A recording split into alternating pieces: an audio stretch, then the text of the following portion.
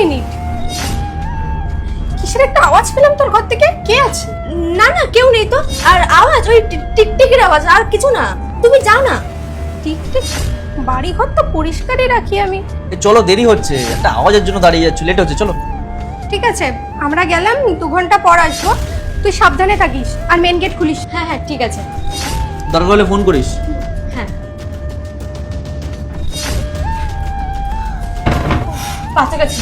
তোমার জন্য না একদিন আমি ফেসেই যাবো। তোমাকে কতবার বলেছি এভাবে তুমি দেখা করতে এসো না, দাদা বৌদি থাকে এখানে। তোমার বোনকে এইভাবে বাড়িতে একা রেখে আসাটা কি ঠিক হচ্ছে? মানে বুঝলাম না। মানেটা হচ্ছে আমার না ওকে খুব সন্দেহ হয়, ও নিশ্চয়ই কারোর সাথে একটা প্রেম করছে।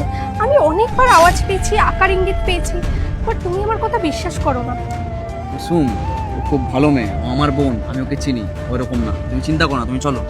আরে তুমি জেনারেশনটা বুঝতে পারছো না, এই জেনারেশনে কার মাথা কখন ঘুরে যায় এইসব জিনিস বোঝা যায় না। আর আমার গাট ফিলিং সবসময় বলে যে বাড়ির মধ্যে একটা ছেলে মাঝে সাজেই ঢোকে। আমি তোমার ছাড়া একটা মেল পারফিউমের স্মেল পাই, আমি তোমাকে আগেও বলেছি, আমি একটা এরকম ফিল পাই। আরে কুসুম, তুমি বেশি ভাবছো, তুমি চলো, বাজার করতে হবে, চলো।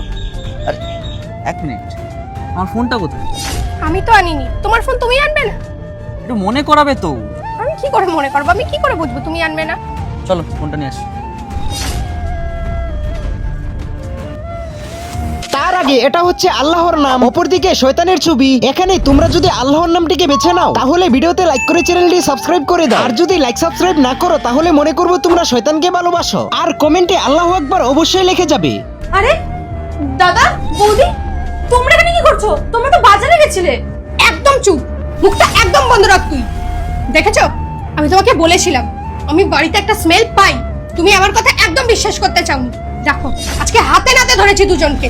সত্যি, ছেলেটাকে তোরা কি করছিস বিছনায়? ছেলেটা কি মানে? তুমি কি এখনো বাচ্চা আছো নাকি? বুঝতে পারছো না? একই বেডে একটা Next প্রাপ্তবয়স্ক part দেখতে চাইলে like, subscribe করে comment এ part 2 লিখে কি যাও। করতে পারে এইটুকুনি কমন সেন্স তো তোমারও আছে, তাই না? তো এইসব ফালতু কোশ্চেন না করে তোমার বোনকে চার্জ করো, আমাদের বাড়িতে এগুলো কি হচ্ছে। দাদা ওরকম কিছু না, তোমরা ভুল বুঝছো আমাকে।